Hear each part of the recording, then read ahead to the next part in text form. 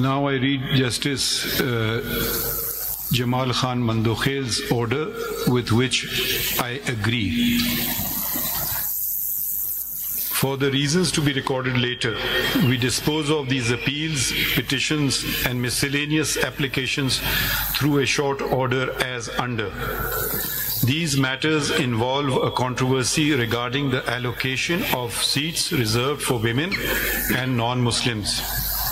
The Sunni Ittehad Council, SIC, did not contest the general elections of the year 2024. SIC, which demands allocation of reserved seats on account of inclusion of independent parliamentarians in it, did not secure a single seat in the National Assembly or any of the provincial assemblies, nor submitted a list of its candidates for seats reserved for women and non-Muslims. Thus, it is not entitled to any of the reserved seats either in the National Assembly or in the provincial assemblies. The impugned judgment in order dated 1st March 2024 of the Election Commission of Pakistan, hereinafter ECP, to such extent is upheld. Under Article 51 (3) of the Constitution of the Islamic Republic of Pakistan, the total number of seats in the National Assembly shall be 326, out of which 60 seats are reserved for women and 10 seats for non-Muslims. Such right of women and non-Muslims has been guaranteed by the Constitution. They shall be elected in accordance with law through proportional representation system of political parties list of candidates on the basis of total number of general seats secured by each political party from the province concerned in the National Assembly and the provincial assemblies as provided by Article 51 (6) clauses D and E of the Constitution.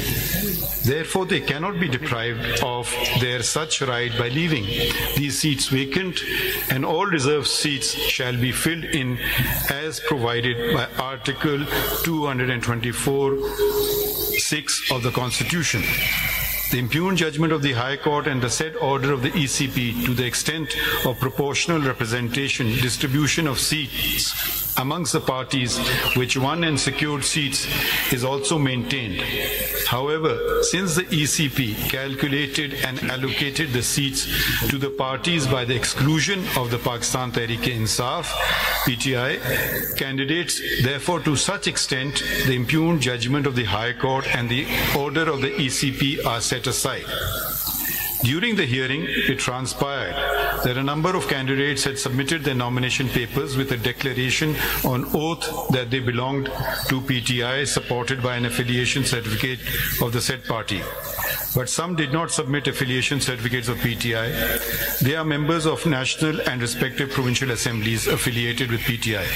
The ECP, by misinterpreting the judgment of this court dated 13 January 2024, which was regarding non-holding intra-party elections in PTI, wrongly mentioned the said candidates of the PTI as independents in Form 33 of the election rules.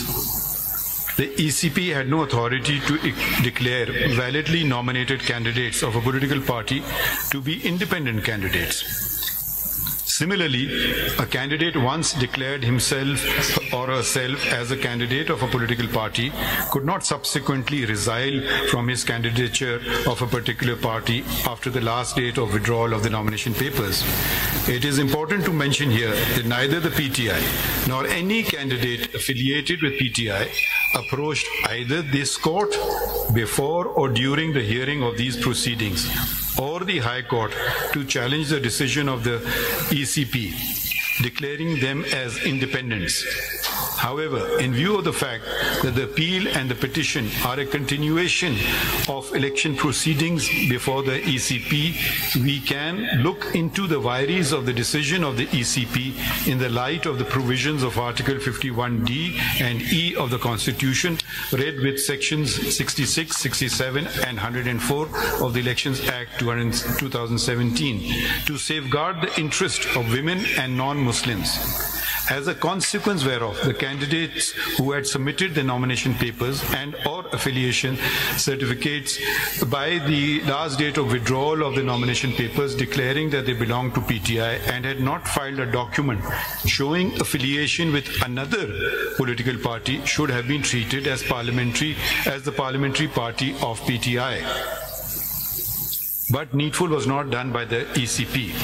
Consequently, the PTI as a parliamentary party is entitled to the reserve seats to such extent that ECP should recalculate and reallocate the reserve seat amongst the political parties, including the PTI, as provided by Article 51(6)(d) and E of the Constitution. The candidates who had submitted the nominations papers by 24 December 2023, which was the last date of submission of nomination papers, and had declared themselves either as the independent candidates or left blank the relevant column in the nomination papers declaration and were elected, shall be considered to be independents. SIC is a registered political party, and every independent member of parliament and the provincial assemblies has a right to join it. All those who joined the SIC are presumed to have done so out of their own free will. None of them claim to have joined SIC because of any misunderstanding of any judgment, the law, compulsion, coercion, or undue influence, and it is not for this court to presume otherwise.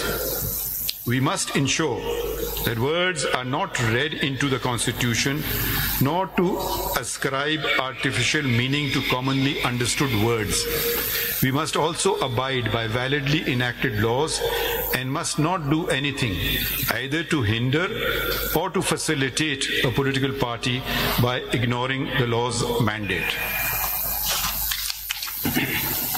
I think this concludes today's proceedings. Thank you, everyone. Thank you, Sir Honor. Thank you so very much.